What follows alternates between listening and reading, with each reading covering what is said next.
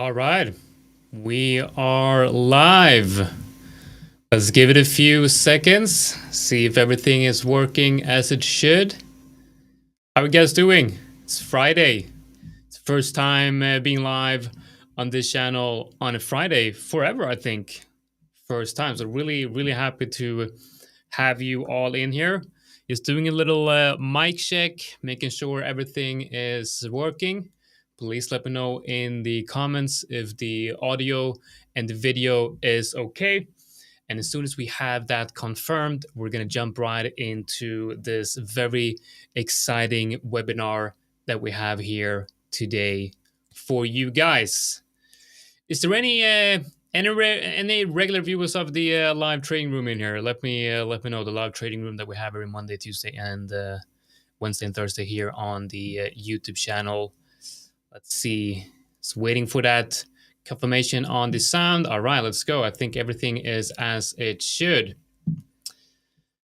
Right, let's get right into it. Welcome everyone to the Fiverr's YouTube channel and to the live educational webinar that we're hosting here today. Now, I am really happy to have you all in here with us, and I know this is something many of you have been asking for, so I'm super excited to finally be able to bring you this new educational webinar series that we have been working on. First, let me get a sip of water. And then let me begin by introducing what this product is all about and what you can expect in the upcoming sessions. Now, this educational webinar series is it will take place every other Friday here on the YouTube channel this time. And the purpose of this series is to give you a solid foundation to stand on as traders. We want to give you the core principles, the tools, and the framework that we think you need in order to build long-term success as traders in our funded programs here at the Fivers. Now, these webinars are going to be hosted mainly by me, but we may also invite some guests from time to time. And if there is anyone that you would perhaps like to see featured in any future webinars, please feel free to let us know in the comments. You can also send an email to tradingroom@thefivers.com. Before we begin, let me briefly introduce myself. My name is Jonathan Andin, and I've been in the markets for about 10 years. And like many others, can I say unfortunately, started in the crypto space, but then I quickly moved into the Forex market where I did see that it was more consistent. I did see some more consistent success in the Forex market. Personally, I'm predominantly a technical analyst and a swing trader. I'm currently studying for the CMT Level 2 designation, and I also work as a market analyst and a trading content lead here at the Fivers. And of course, some of you probably know me from the Fivers Live Trading Room that we're hosting here on the YouTube channel every Monday, Tuesday, Wednesday, and Thursday. So please, guys, make sure that you do subscribe to the channel and hit that like here and also join those sessions, because many of the concepts that we're going to be covering in these webinars are going to be demonstrated live within the live trading room, live in the market. Now, as we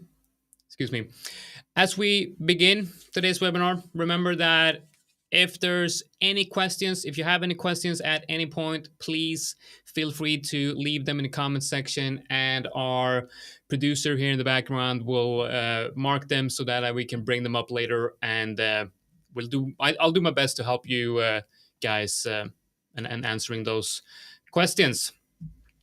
Now, in this webinar today, in this session, we're going to lay the foundation for your development as a market technician and a trader. We will begin by taking a brief look at the history of technical analysis and its purpose. And then from there, we will move into what I believe are some of the most important concepts that you need to learn as a developer trader, or should learn, I should say. We will break down market structure. We'll explore supply and demand through the perspective of horizontal support and resistance. We'll discuss the fractal nature of price action, and we'll briefly touch upon the difference between being a trend follower and being a mean reversion trader. And by the end of this session, you should or you will have a much clearer understanding of these core principles and how you can start thinking about the type of trader that you want to become. Now, listen to what I said right there. This is not about giving you a system so that you can go directly into the market and start trading. This is about giving you the core principles and the foundation so that you can start thinking about what type of trader you want to become. That means the trader that fits with, or the trading style that fits with your personality. All right, now let's get started. We're going to briefly touch upon the history here. So let us begin with the history and the purpose of technical analysis, because understanding these ideas and where they come from gives you a much deeper appreciation for why we still use them today. And we have right here on the screen in front of you one of the earliest recorded examples of price-based analysis comes from England in the early 1700s. Now, during this period, traders and speculators were tracking the price behavior of government lotteries. Now, these prices were posted publicly, and people quickly noticed that the behavior of the lottery markets often moved in repeating patterns. And so, even back then, way long before modern financial markets existed, traders were already analyzing price movements to potentially anticipate future outcomes. And around the same time, we have the another major contribution to the world of technical analysis was developing in Japan, and in the also the 1700s. Now, let me get this right, okay? Traders like Munehisa Homa. I'm sure you heard that name before. He used to hand draw charts to record behavior of uh, rise prices, and he also began identifying patterns, emotional patterns in trading activity. And his work eventually evolved into what we now know as candlestick charting. So many of the candlestick patterns that we're going to be looking at in future webinars here originated from this time period. Now, on the last point here, you see we can fast forward to the 1800s, and we reach the individual who is widely regarded as the father of modern technical analysis, and that is Charles Dow. Dow began writing about market behavior in the 1980s and continued doing so until his passing in around I think it was 1902. He was a journalist, a trader, an investor, and more importantly, a market observer, and one of the co founders of the Wall Street Journal. And during his career, Dow published a long series of editorial letters. And these editorial letters explained his observations about trends in the market and how these trends form. Okay.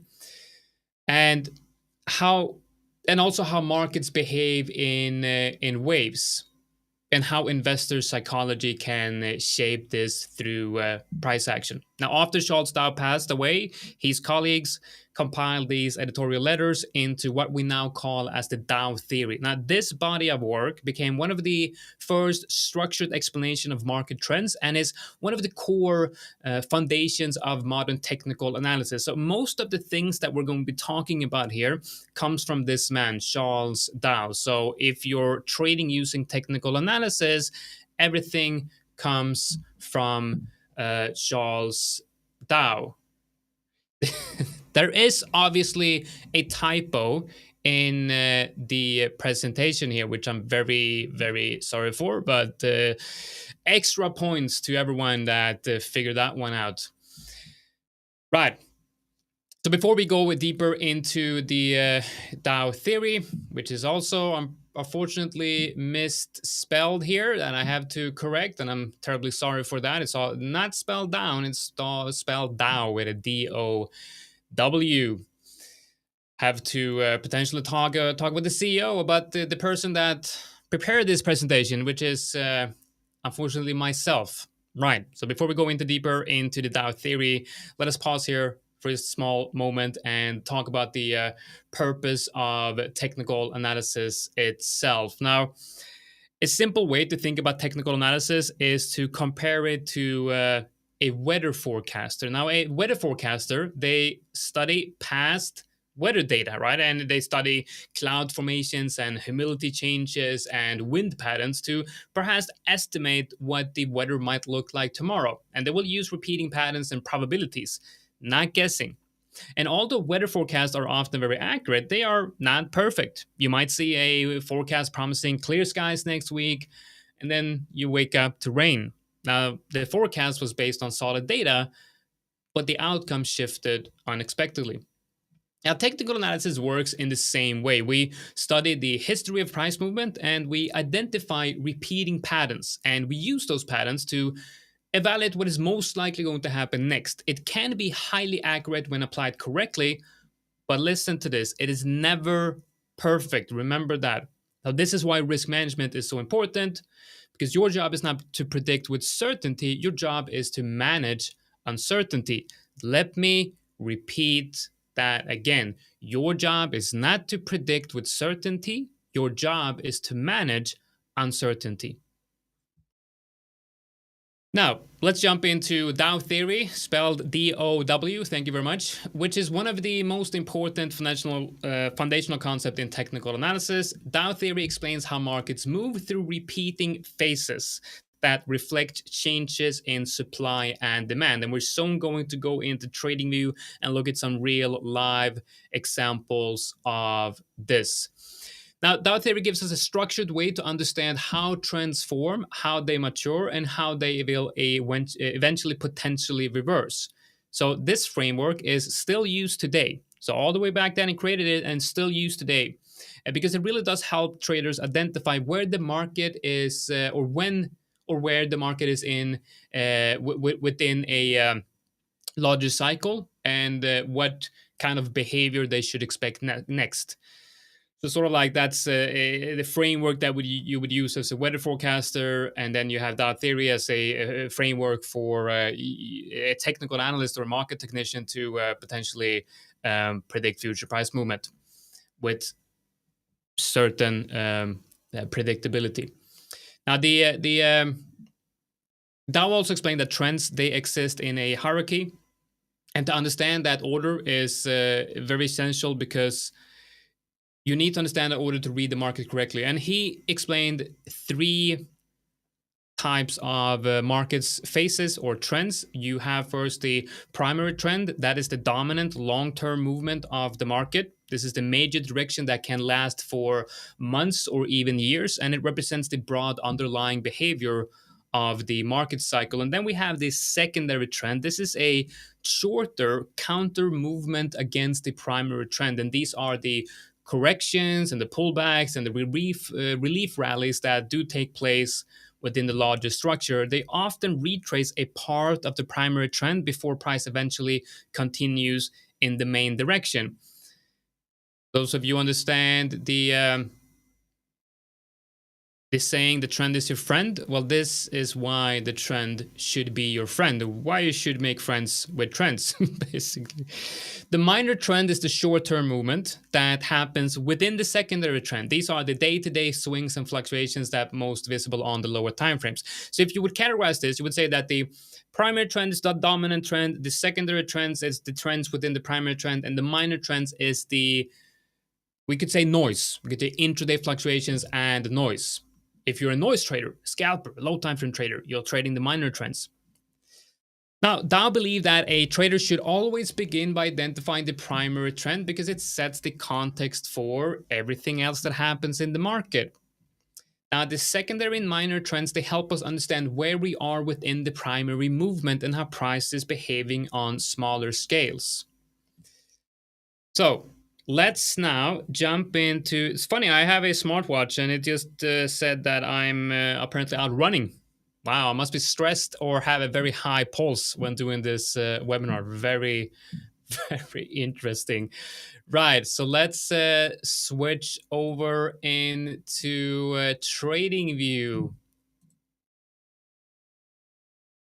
There we go. Some beautiful, beautiful TradingView right here. What do you like the layout I got here? It's it's purple, is it? Is it? I'm not sure if I'm colorblind, but purple background. We got the chat. Everything looking awesome. I quite like it. Quite like it. We got a lot of people watching as well, so welcome everyone. And if you are just joining, we are just now getting into the practical application of some of the things that we're going to be discussing here in the future webinars. Right. So let me draw out the down market cycle, or the perfect picture, the perfect representation of the market cycle. Now, this cycle, it represents how markets typically move in a repeating pattern between accumulation, trending phases, and distribution before the cycle then repeats again. So let's walk through part of this cycle. So you have first a accumulation range. Okay, this is the accumulation range. Beautiful.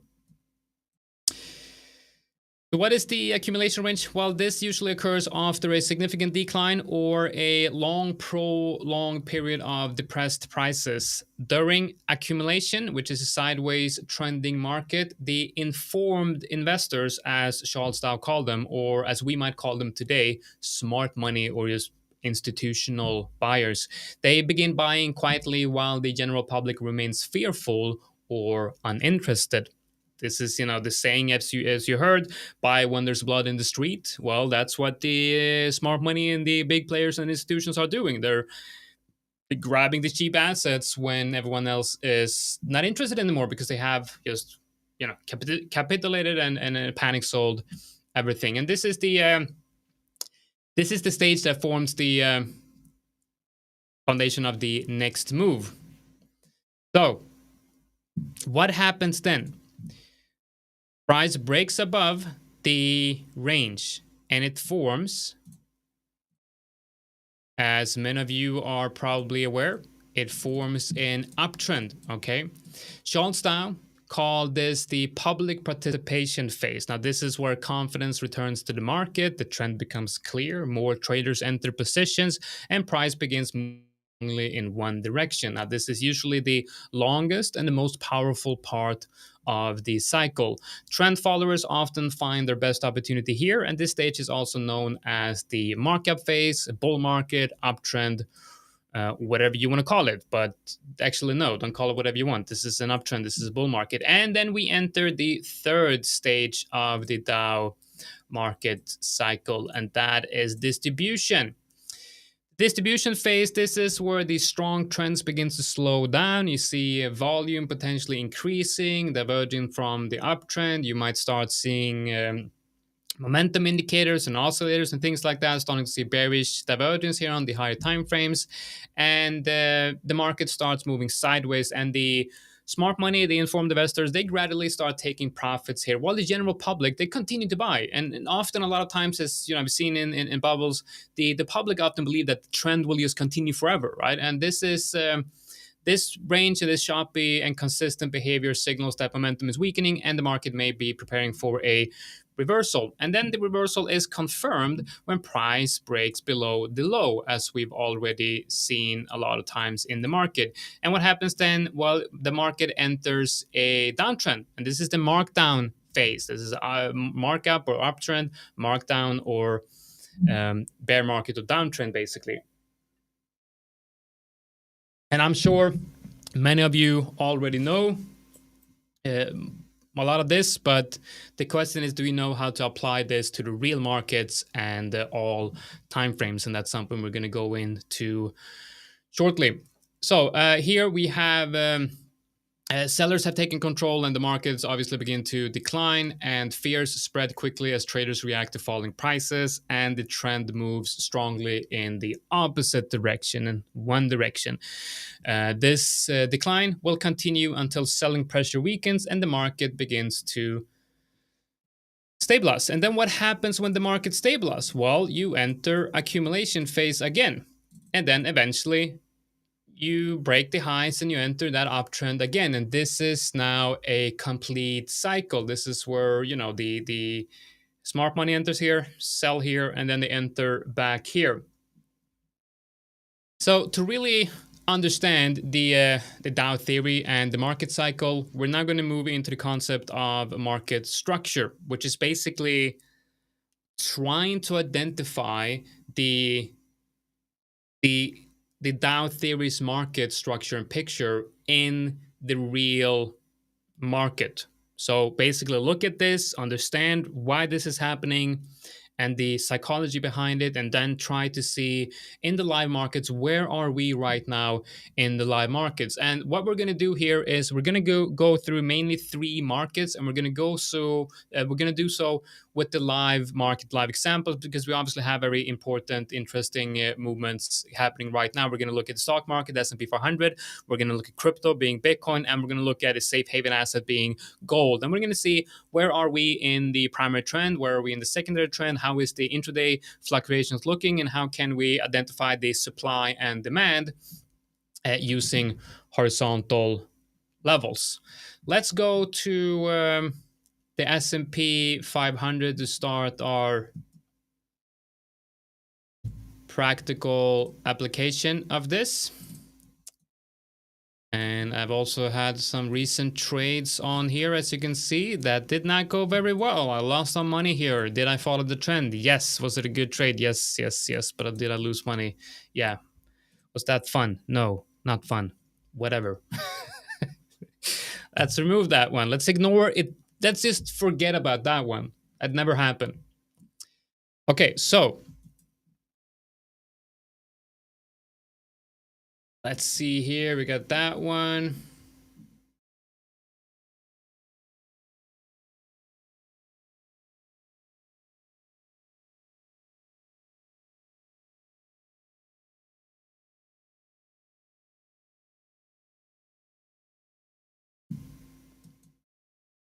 We can look at, for example, on Euro USD. Now, let's look at this from a Dow theory point of view. So I believe that we have... I believe that this is accumulation, okay? So I believe that whatever... We try to identify, where are we in the primary trend? Where are we in uptrend, downtrend, distribution, or accumulation? Now, let's forget about all the fundamental reasons to potentially be bearish or bullish on Euro USD. We have to focus on just the technicals here. And I'm going to remove all the drawings here. My poor drawings that I spend so much time adding to the chart, they're all gone. Okay, so this is on the weekly. What is the predominant trend here on the weekly? Now, when analyzing the Forex market, it's difficult to just go out and say, okay, I'm going to analyze the whole price trend from all the way back to, from 2005.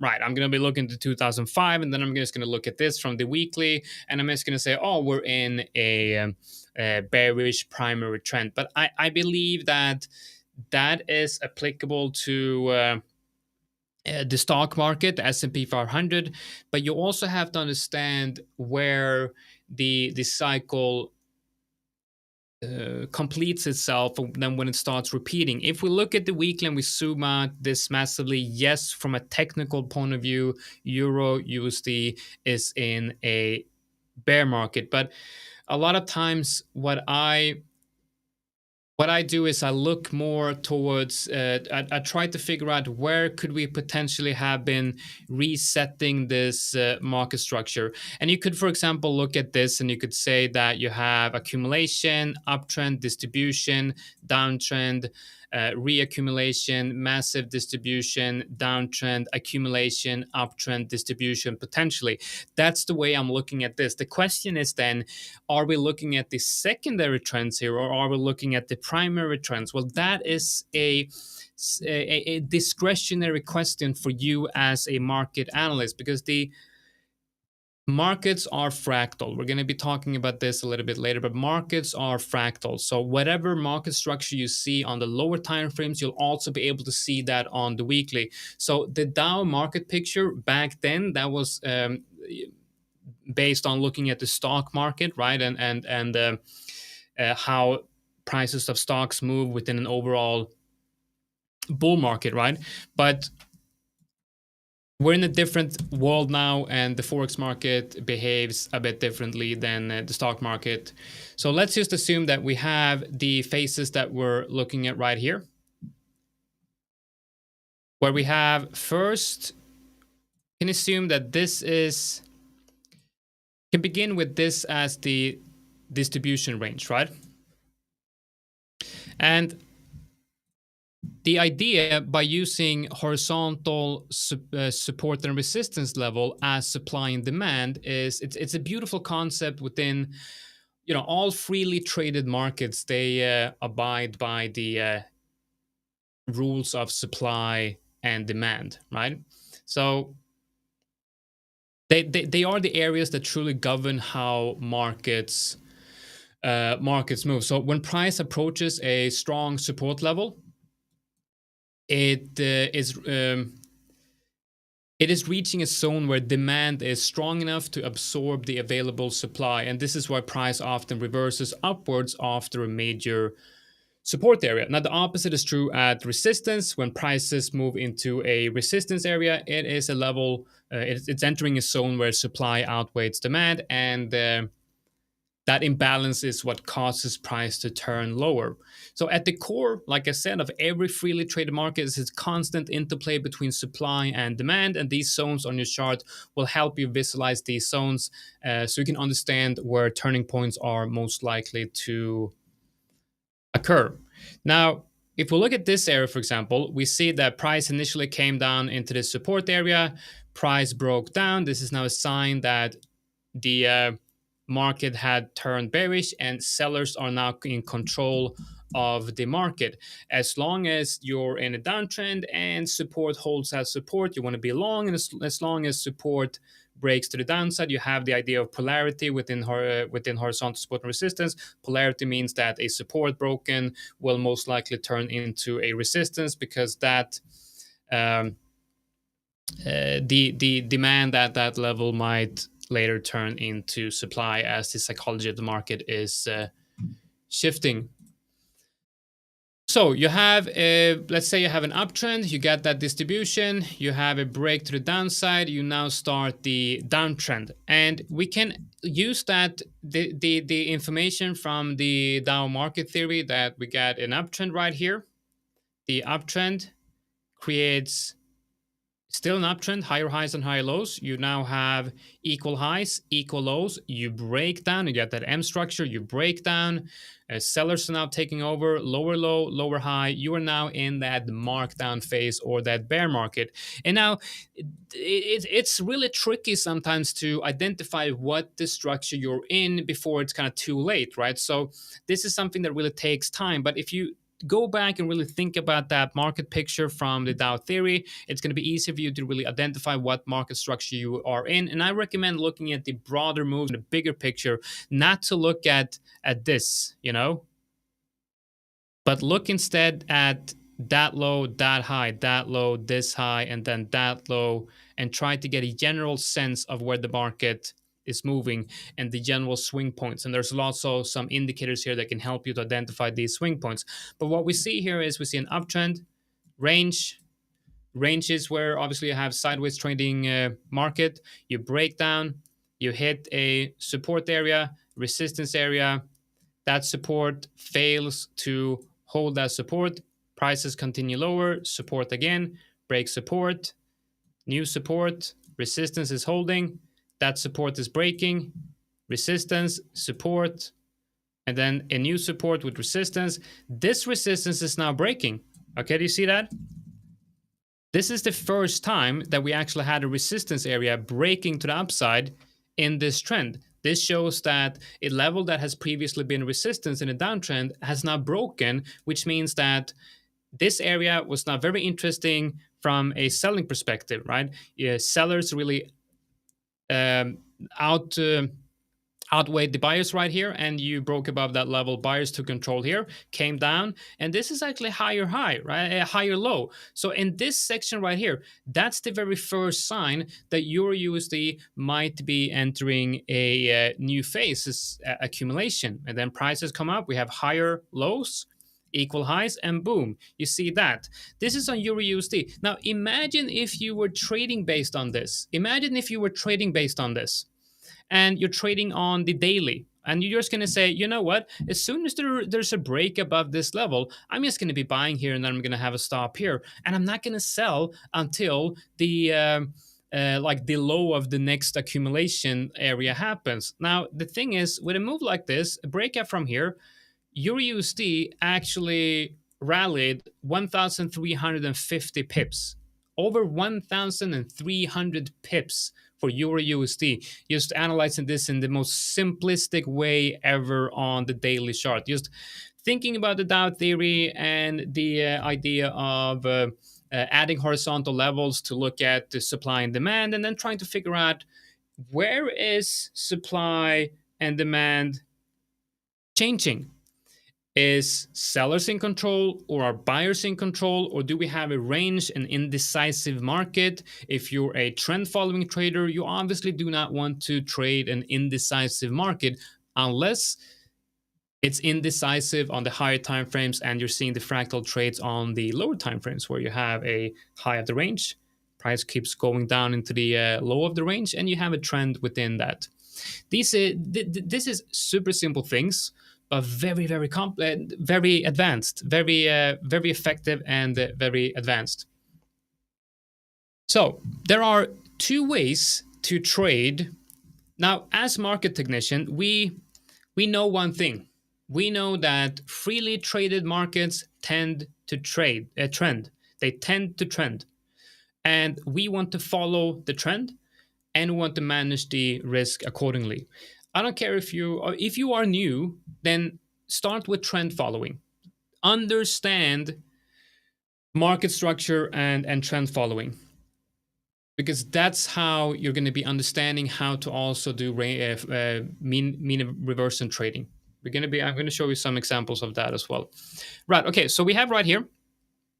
There's two ways to trade this. Either you could, one, follow the existing trade, follow the existing trend. Sorry, I very often say trend when I'm supposed to say trade, and vice versa. So there's one, you can follow the existing trend, or you can, two, anticipate a structural break or get in on the so following the trend is when there's basically a break above that level. When there's a break above that level, you now have signs that there's a new trend starting and you want to follow that trend. You can also anticipate the break of the current structure. So you have a downtrend, and what do you see here? A low, higher high. This right here is a potential change of structure. You're now going from a downtrend into accumulation range, right? So what could you do in this case? Well, you can, when you see this, you can enter maybe here, stops below the range, and then you're already at a 1-to-1 risk to reward ratio trade when it hits the local resistance.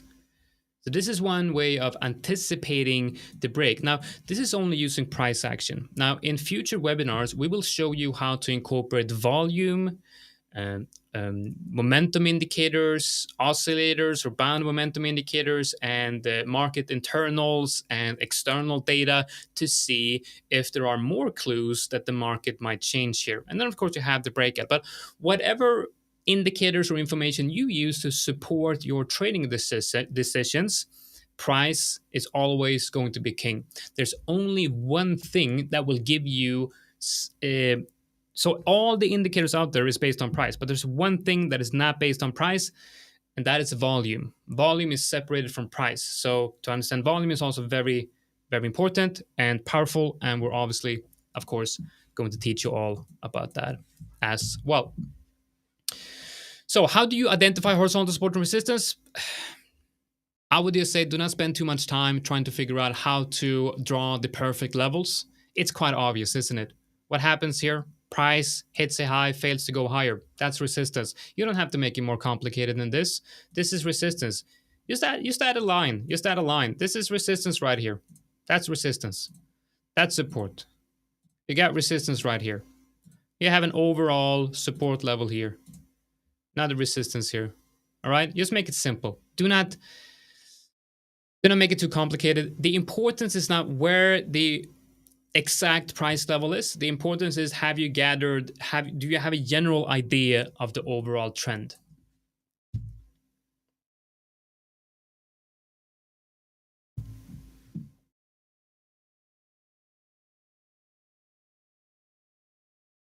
Right. Okay. So what we covered now is horizontal levels and how to think about horizontal support and resistance as the forces of the underlying forces of supply and demand in the markets. And as market technicians, our job is to use the charts to visualize where the major supply and demand areas exist, and then identify where the likely turning points is by analyzing these zones within the broader picture.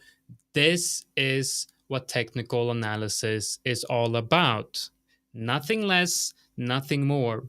Identify market structure, follow the current structure, get in early by anticipating a break, or follow the existing trend. Do not make it complicated. Okay, so now we're going to be looking at a couple of real life examples here. We're going to go to the S&P 500, and we're going to be looking at the daily to try to identify the primary trends right here.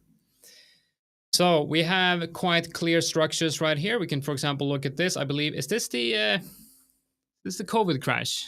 This is a pandemic crash. Was that in 2020? I think it was. So okay, so let's. Can we say that that is a bear market? Nah, not really. Just a flash crash, black swan event with a V-shaped recovery. But let's just, for the sake of this, let's just assume we got a distribution, boom, uh, insane move, and then accumulation. And then, as you can see right here, we can now identify this structure with the help of what we've learned now from the Dow theory. Let's just go from draw a couple of lines here. We got the low, then we have a high potential range right here, but it continues higher. Forms an overall structure here. Here we have a deep low, a lower high, equal low. This could potentially be the end of the trend, but then we continue higher again, and we hit a high, a low, a high, a low, and then a high, and we kind of move like this. Here we somewhat break structure by breaking the local structure right here. But then we break out again, and we have equal highs, lower high, I mean higher high, and here's a very clear break of structure, right? This is a very clear break of structure. So what you have right here is a distribution range. Just like we saw on the Dow theory, we got a break to the downside, and then we retest that breakout area. And this is where the magic of supply and demand through horizontal support and resistance comes in, right? You got the support right here. Buyers are dominating the market. Very nice. Goes up. Buyers are not as dominant here. And then move down. And then you come down to this. Also, look at that. A nice little head and shoulders as well. You come down to that support as well. This is an area where buyers have stepped in and defended this level in the past. Not anymore. Price goes down. Sellers are now in control. You take out that low, and then you have somewhat of a relief rally, come back up, hit that level. The area where the markets have, where buyers have been dominant, sellers are now taking control and leading the charge and moving lower. And what happens with the S&P 500? Well, we go from accumulation or a V-shaped recovery in this case up to a distribution phase down into what looks to be a downtrend like that.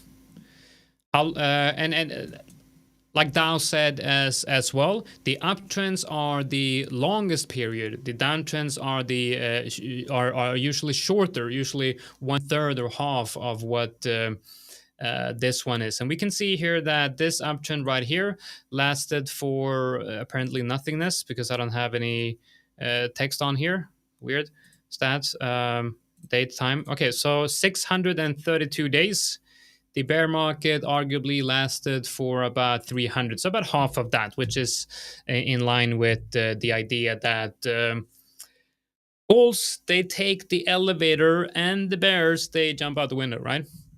So what we have right here is we can now analyze this downtrend right here from a Dow theory perspective. We got the downtrend right here, lower lows, lower highs, lower low, higher high. Looks very interesting, right?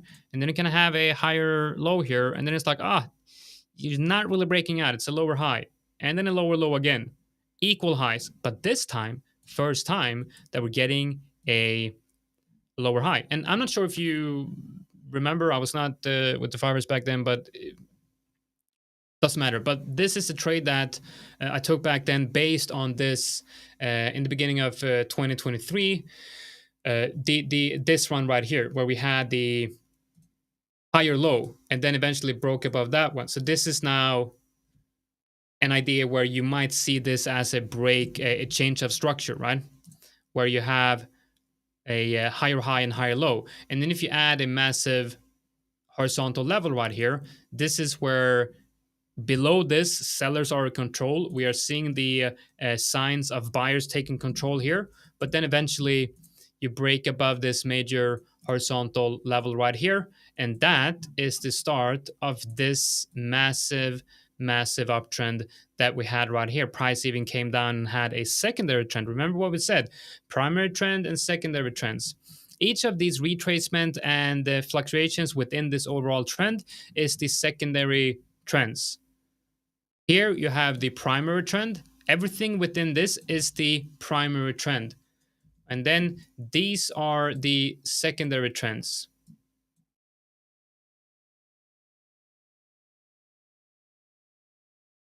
Right? So within the primary trend, we have the secondary trends. Same thing here. What is the primary trend? You can look at this and say, people are probably saying, well, we're still in a bear market, right? No, we're not still in a bear market. We are in the primary trend that is bullish. This is the primary trend. This is a bearish secondary trend within the primary trend. So buyers would be better off in here because eventually the buyers would be absolutely making money on that move because they're trading the primary trend. Oh, I'm trying to draw with control, which is not working. How do I do that? Okay. So now this is the uptrend right here. This is the primary trend right here. And now let's look at the S&P 400 from the perspective that we're seeing it right now.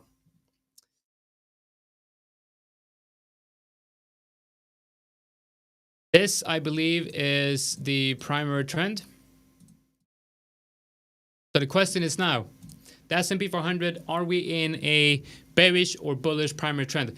The primary trend is quite bullish, and we are right now hitting a major support area. Sellers are starting to take control.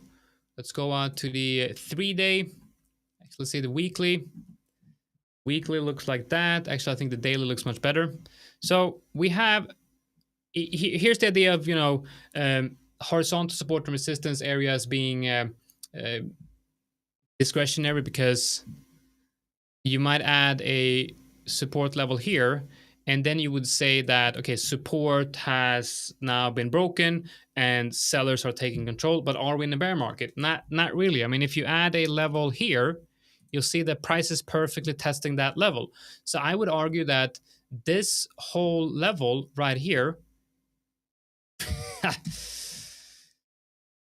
Remy, could you please ban that incredibly rude person asking for a live trade? I have a feeling that it might be someone hostile. No, I'm kidding. Anyway, so this is this right here. This is, I believe, the market coming out into a support area right here. Okay, so we have. That seems like some wrong count. Coming in here making me nervous. So that's the uptrend, right? And I'm gonna ignore that big candle right there. I'm just gonna see that this overall area is a low, right? Now, and then you have that low right there. So the S&P 500 is in a bull market, right? I'd say there's no question about it. It's in a bull market. But what is the secondary trend doing? Okay, so we can go in here. We can look at what is this one right here. Well, that is the secondary trend. We go into the 4-hour, and we can see that the secondary trend is obviously quite bearish. So we have a downtrend, a bear trend within the overall bullish primary trend. You want to be trading with the primary trend, but that doesn't mean you're going to be buying every downtrend on the secondary trend. You might want to wait for the secondary trend to turn bullish, because then what do you have? You have the primary trend being bullish, you have the secondary trend being bullish, and you potentially also have the minor intraday fluctuation trend being bullish. What does that look like? It looks like something like this. Actually, a perfect example of this is a trade that I took during the live trading room this Wednesday with the CEO, Saul. And I can show you what that looks like. So this is on the daily. Price hits that support. Beautiful. Just a hit of support. Everyone's super bearish, but we're still hitting that support level right there. So I go into the 4-hour. And I try to apply, actually, I think it's the 1-hour. So I try to apply the theories from Dow Theory, and look at it from the same perspective. We have a downtrend, lower low, lower highs. When is the first sign of a potential shift? Well, if this one here, for example, turns into a higher low, we might see a potential change of structure. Okay, so we have a lower high here, and we're going to add a support area right here. Now, remember, thinking about this from a horizontal support and resistance zone, and thinking about it from the perspective of supply and demand. Here you basically have sellers in control, but as soon as price moves above, you're having signs that buyers are now stepping in and taking control. And there we have it. That's the breakout. Enter right here on the close of the candle, and then perhaps exiting at the last highs, because secondary trend is arguably still bearish until you really break out that one. And then you see that price moves straight up to that level, and now you have a break of structure, and now the secondary trend is actually bullish, and the primary trend is bullish as well, and all time frames are bullish. Now just remember that, just like forecasting the weather, nothing's perfect, because then look what happens. If you're long here on the S&P 400, you're trading with the trend, but that doesn't mean you have to make money, because look at what happens with the S&P 500 and where we are right now. This looks very, very bearish. Yes, made some money on this one. This is a good trade, traded with the trend and everything. But from a swing trading perspective, I would probably still be in this trade, and I'm in the S&P 400 long term, and I'm still bullish. But just because you're trading with the trend doesn't mean you're going to be making money. Weather forecasters are wrong, and market technicians and market analysts are also wrong, and you're going to be wrong as a trader. Therefore, you have to manage your risk. Okay, so we don't have a lot of time left here. There's a few things I want to cover. We talked about the fractal nature of price action, right? So everything that you see on the weekly, you'll also see the same structures on the 1 minute. The difference between the higher time frames and the 1 minute is has more to do with you and your personality. What's your personality, and what's the best fit for that personality and the trading style. For example, for me, I like trading the primary trends, and sometimes the secondary trends, but I never trade the intraday fluctuations or the minor trends. Before we go quickly into the comments, I want to talk a little bit about the idea of trend following and mean reversion trading, and how it kind of can go hand in hand. We're going to be looking at okay, so this is the idea, right? When I say mean reversion, you probably think a range. You probably think that prices are trading within a range, and a mean reversion trader is going to be selling up here and they're going to be buying here because they're looking for the markets to return back to the mean price, which is this one right here. If you would draw a best fit line between this area, you would think that eventually, if price is going to stay within this range, eventually price will move back to the middle and it's not going to move out of the boundaries. But what if I do this?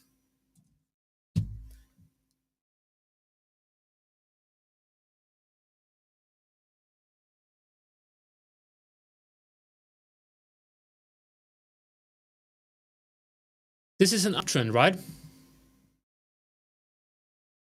This is an uptrend right here. And if you put a best fit line through this area, you could look at this from the exact same perspective, but you're taking the range and then you're just moving it in a 45-degree angle to the upside. So can you say that mean reversion traders or that trend following traders are also mean reversion trader? In a sense, yes, especially if they are shorting the downtrends. Because then what they're doing is they're going long here because they're looking for price to maybe return back to the mean price, and they're going short for price to return back to the mean price. So there is an interplay between mean reversion and trend following. You don't have to be one or the other. You should understand that markets fluctuates between a mean. We can see some examples of that in some recent trades I've taken based on that, on GBP CAD, for example. GBP CAD is in a major uptrend right here, okay? Let me put on an indicator here. So I have a linear regression indicator here on TradingView. I'm going to go in and I'm going to change that to, let's do 800. Yeah, okay, so put that at 800, and this basically what this indicator does, it looks at the price action from here to current price, and then it adds a best fit line through price action, and then it adds a 1 or 2 standard deviation, adds a 2 standard deviation around that mean price. And as you can see right here, I've also added a trend line area, and you can see the price comes down into the 2 standard deviation away from the mean price, and that's usually where price is reacting. So although you look at this and you're saying, I am a trend following trader, therefore I am going to buy here, you are also in a sense a mean reversion trader. Just because you're going long in an uptrend does not mean that you're not trading with the idea of price reverting back to that mean. One way of looking at trends is called trend line, but one way of looking at the mean price is also using best fit line, or you can use moving averages. So here we add a few moving averages, and if we remove the 200, this is the 200 simple, and you can see that the 200 simple is kind of acting as a boundaries of the low of the channel. And then if you look at the daily 50 EMA, the daily 50 EMA sort of acts as a mean price, and when price deviates too far away from the moving average and it hits the low of the channel, you can expect price to move from the low up into the region of that mean price.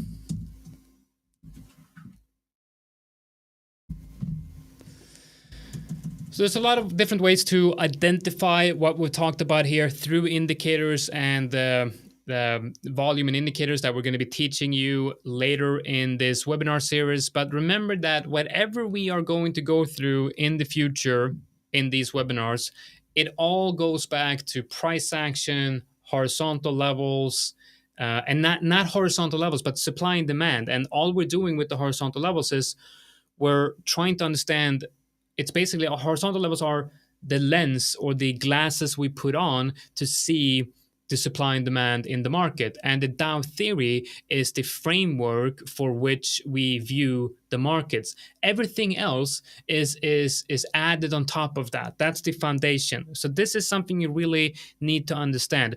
Understand that markets move between accumulation to distribution. and they do so by fluctuating like a sine wave around the mean price. Okay, here we got the range, and price fluctuates around that range, moves up and fluctuates around the uptrend in a sideways trending market, and fluctuates around the mean price or the true value of that market. And then it does the same when it moves down. And this is the secret behind successful technical analysis.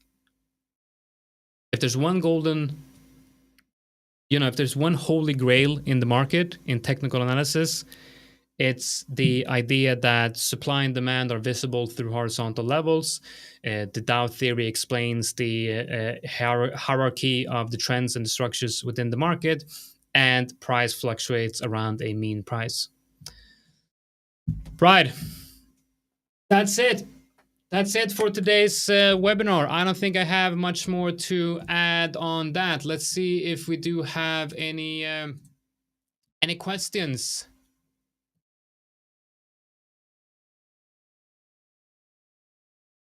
Yes, next guest should be Victor. Absolutely, I will. I'm happy to have Victor on, and I would love to have him on to explain his risk management strategy. He is amazing with that. So I'm definitely gonna screenshot this and send it to him. Hi, how do we? Well, that's a special type of question, isn't it? What time frame to precise that the trend is bullish? Okay, so basically what you're asking is what time frame is best to identify the dominant trend. So zoom out and just look at the dominant trend within the market. But it's also about what type of trader are you? Are you someone who only trades during a specific session, and you're looking to get in and out of the trade within a few hours or within an hour, and you're more interested in looking at the lower time frames? Then maybe you want to be looking at the 4 hour as your primary trend, the 1 hour as your secondary trend, and the maybe 15-minute as your intraday trend. But if you're a swing trader like me, you are zooming out as far as you can on, let's say, the weekly, and you're trying to figure out what the structure you are in right now. So for example, GDP CAD has been in a major sideways trending market from 2010 to 2003. I might not be interested in trading GDP CAD for that whole 3-year period, but I'm also scanning over 50 pairs. But then you see that GDP CAD is breaking out of this area. Now you're in an uptrend. This is where I want to be looking for longs. You get a secondary trend, downtrend, other uptrend, and then you have distribution up here, and then price falls lower. This is where I want to be short. And then it's the massively long, boring sideways trending market for about five years or so. In that period, there's other pairs to trade if you're a trend following trader.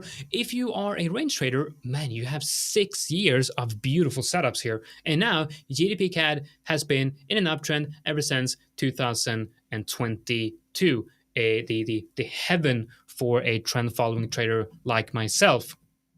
Imagine he's buying every bullish weekly candle close on this level. This one, this one, this one, and hopefully this one.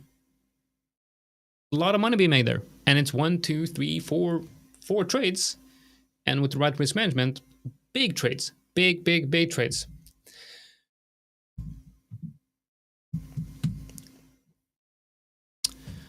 All right, that's it, guys. That's it for today's webinar. I don't want to make it too long. We're done an hour right now. If you're watching this in a replay or you're watching it live before it ends, please do make sure to answer your comments, because I will gladly answer those. Right, we have some other questions here. I'm going to go through just quickly before we go. How exactly do you identify supply and demand? Do you use indices and candles before big move, or just putting support and resistance level? I'm just putting support and resistance levels. If price goes up and it can't goes higher and it goes down, that's resistance. That's literally all I do. There's no science behind this. It's just stupid simple. Okay? If price goes up and it doesn't go up anymore and it reverses down, that's your level where it tells you that sellers have taken control. It is now resistance, you know? Supply has outpowered demand. Is the webinar like the one you were doing for the bootcamp week? Because I really enjoy it and I am looking forward to. Yes, we're gonna do. I think it's 10 webinars here in this series. It's gonna be one of the best trading courses on technical analysis you've ever seen. I promise you, it's gonna be really, really good. And I dare might say that this is the only course that you will ever need to become a trader and a market technician, and it's completely free right here on YouTube. So make sure that you subscribe and like, and I will see you all in the next webinar in 2 weeks. Take care and have a great weekend. Bye.